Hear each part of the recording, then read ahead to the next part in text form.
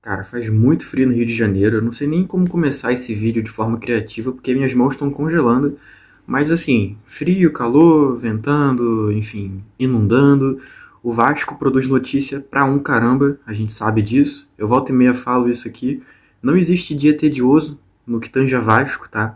E isso que eu já falei algumas vezes, a gente tem um critério para as coisas virem parar aqui no canal. Então assim, eu tô deixando muita coisa de lado pra esse vídeo aqui, e ainda assim vai ficar um vídeo longo, muito provavelmente. São 4 principais notícias e também tem outras coisas que a gente vai pincelando rapidamente.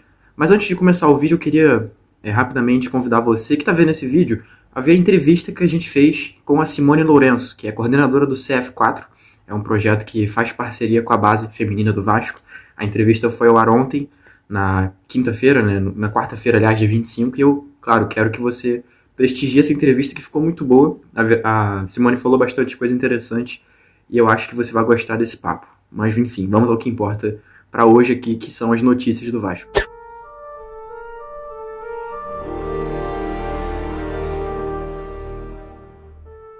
Fala Vascão, beleza? Seja bem-vindo a mais um vídeo, eu sou o Eduardo, dono desse canal, apresentador desse vídeo e de todos os outros. Enquanto essa moto passa no fundo, eu inicio aqui mais esse vídeo, mais esse giro de notícias, pra gente falar das principais coisas que aconteceram no Vasco. Dessa vez, tô gravando esse vídeo no dia 25, às 9h40 da noite. Então, assim, eu tento sempre gravar à noite, porque eu acho que é um horário em que tudo que tinha pra acontecer, aconteceu, né? E mesmo assim, eu vou acordar de manhã e vai ter alguma notícia, sabe? Então é isso que eu falo, que eu falei ao começo do vídeo, não tem dias tediosos no Vasco da Gama. Essa que é a grande verdade. E você pode perceber que, apesar do frio, o mercado tá quente. Olha que trocadilho maneiro. Mas eu ia falar sobre o meu capuz. Acho que é o primeiro vídeo que eu gravo aqui de capuz e isso ilustra o quão frio está fazendo no Rio de Janeiro nesse momento. Isso tem que ser comentado. É muito raro o Rio de Janeiro estar frio desse jeito. Eu acho que é a falta de jogos do Vasco, mas é só uma teoria minha. Mas enfim, vamos ao que de fato importa para esse vídeo, as notícias dessa última quarta-feira. A gente abriu o dia com uma notícia barra confirmação oficial, que foi da venda do Eric Marcos para o Ludogorets, da Bulgária. Ele estava emprestado para esse clube durante os últimos 6 meses, praticamente.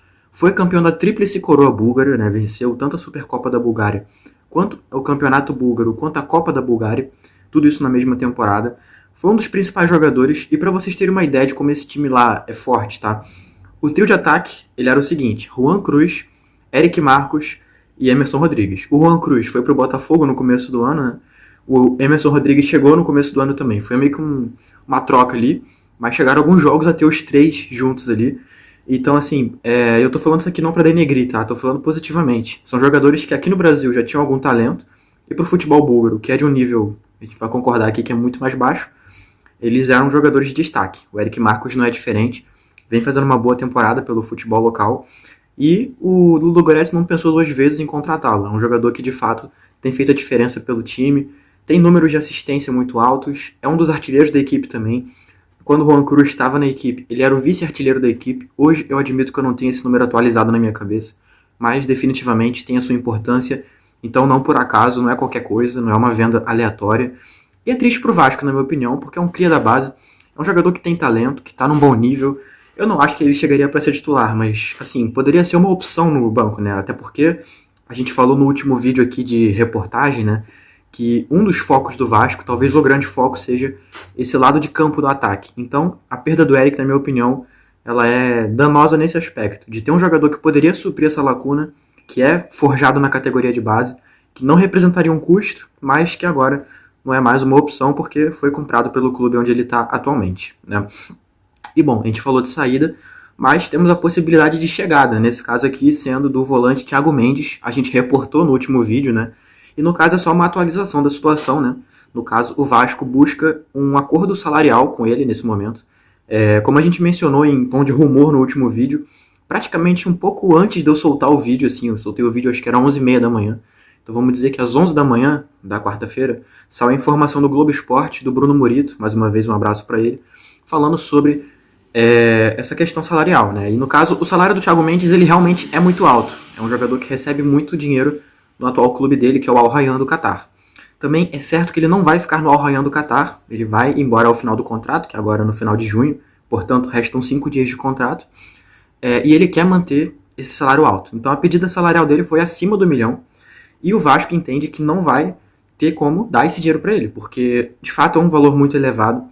É um jogador que, tudo bem, não foi inscrito no campeonato nacional e por isso que não tem tantos jogos na temporada, mas vem de problema físico e, assim, o nível dele a gente não questiona, a gente sabe da qualidade dele, mas, assim, fato é que você ter ficado tanto tempo lesionado e agora com um certo tempo de inatividade, né, no sentido de temporada, assim, de jogos corriqueiros, isso tudo pesa. O Vasco tem uma ressalva muito forte com a condição física dele, isso também faz parte da informação do Bruno.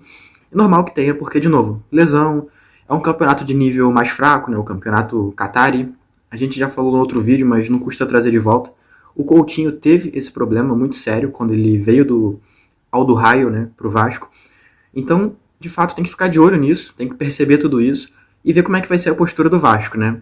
Eu acho super normal que ele peça um salário alto, não ficaria nem chateado com o jogador por isso, até porque, primeiro ponto, como é que você vai ficar chateado por uma prática normal do mercado? O cara não tá fazendo nenhuma ofensa, beleza?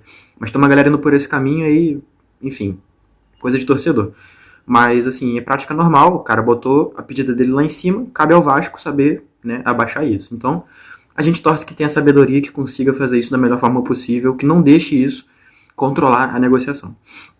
E ainda nesse aspecto, sobre negociações e sobre mercado, e ainda nessa mesma matéria, inclusive, mas é uma nova informação, tá? O Vasco não fará loucuras financeiras. Aí você pensa, pô, peraí, isso aí é muito óbvio, né? Então, mas a informação, ela é muito categórica, na verdade. O Vasco não vai pagar 1 milhão de salário para nenhum jogador que não seja alguém que seja uma oportunidade de mercado e que atenda uma lacuna desse time. Lacuna você pode entender de várias formas, tá? A ponta esquerda, a ponta direita, né, o lado do ataque é uma lacuna. A volância, né, posição de volante. Até então, pelo que o Vasco tem feito no mercado, as procuras que tem feito, parece ser uma lacuna. Um reserva para o Verratti também é uma lacuna. Mas é claro que, por exemplo, para um reserva do Verratti, 1 milhão não faz sentido. Volante, a julgar pela postura do Vasco com o Thiago Mendes, também não faz sentido. Eu acho que realmente só se fosse um jogador de lado de campo. E, cara, alguém que chegasse para resolver. E eu acho essa postura corretíssima. A gente já comentou algumas porções de vezes aqui como que o mercado brasileiro está superfaturado. É bem difícil você encontrar um jogador que consiga atender a sua demanda e você não tenha que pagar um salário milionário para ele. Um salário acima dos 500 mil reais por mês, sabe? Eu lembro muito no ano passado, na janela do meio do ano, o Vasco estava atrás de pontas e tal, acabou ficando com Lloyd Augusto e com Emerson Rodrigues e com Alex Teixeira, né? E com Jean Davi. Mas chegou a buscar o Wanderson, do Internacional na época. Acho que ele ficou no Internacional até. E, assim, o Wanderson ele não é um jogador, não é craque da bola, é um cara que não é cogitado para a seleção. Ele tem, assim, ele tem qualidade, eu acho. É um jogador que dá para dizer que pro que o futebol brasileiro oferece, ele tá ali. Tipo, 10 melhores pontas do futebol brasileiro, do Campeonato Brasileiro. Eu acho que o Wanderson tá ali. Mas definitivamente é um cara ok. E ele pediu 1 milhão de reais pro Vasco. Aí tem quem especule que ele não queria sair, então ele jogou lá em cima pro Vasco não conseguir chegar e tal. Enfim, são infinitos os debates, mas fato é que o mercado tá superfaturado. Não por isso o Vasco tem que ir nessa onda.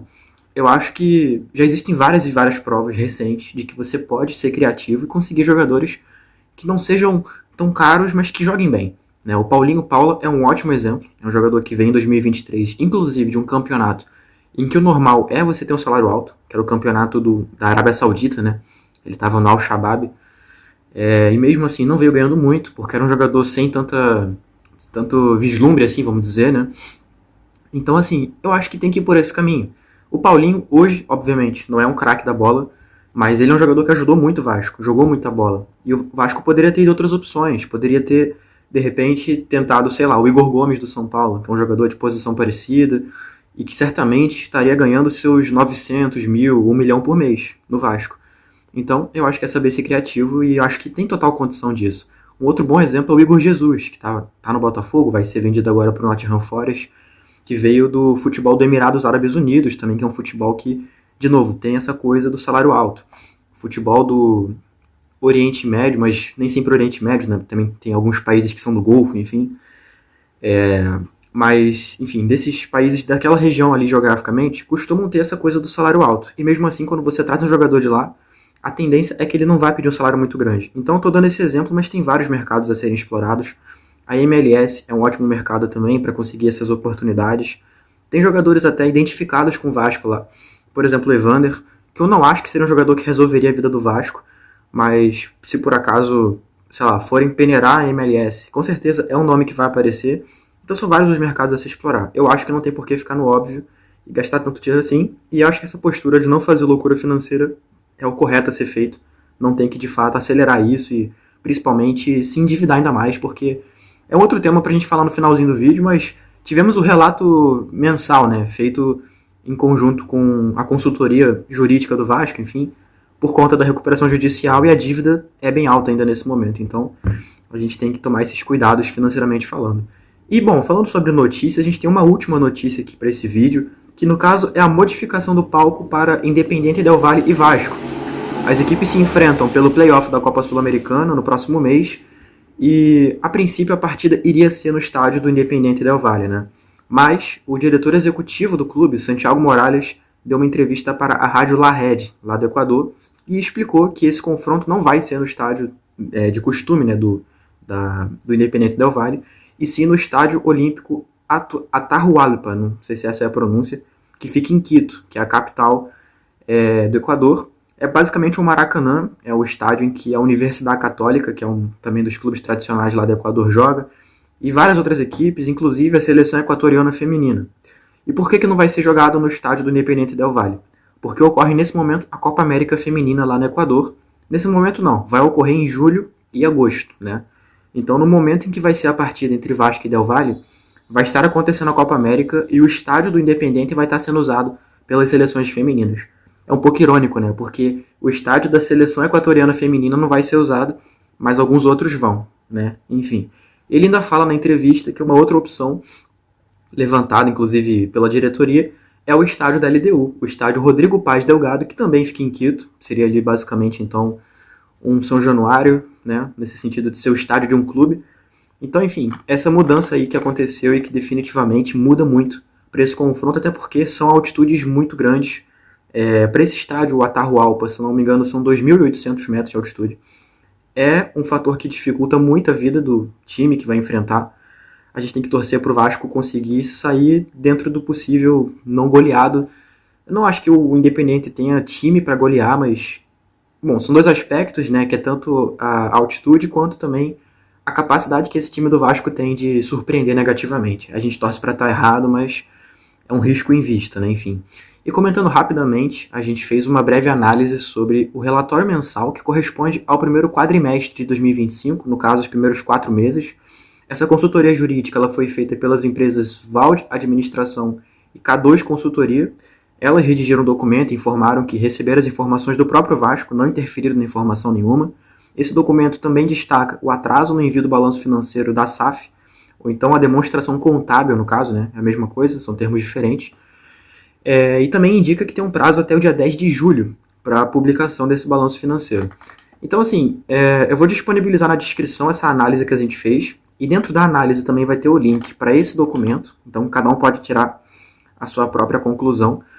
Mas, assim, é importante frisar como a operação do Vasco SAF, ela é, digamos, pouco produtiva no sentido financeiro. Teve uma entrada total, financeiramente falando, de 123 milhões e 859 mil, mas teve uma saída de 118 milhões e 514 mil. Né? Então, essa entrada milionária, a gente atribui a vários fatores, né? A patrocínio, a venda de jogadores, plano de sócios e tudo mais. E você percebe como é que a dívida passiva do Vasco consome muito do fluxo de caixa, né? Tanto que esse lucro total desse período ali de 4 meses foi mais ou menos 5 milhões e 345 mil. Bom, 5 milhões na minha vida resolve tudo, não tem mistério. Mas para um clube de futebol, assim, a gente pega os outros balanços e tudo, a gente percebe como o Vasco de fato está numa situação financeiramente falando delicada. Mas comprova de fato aquilo que o Pedrinho falou algumas vezes, que sim, a operação financeira do Vasco ela é viável, só que num risco muito grande.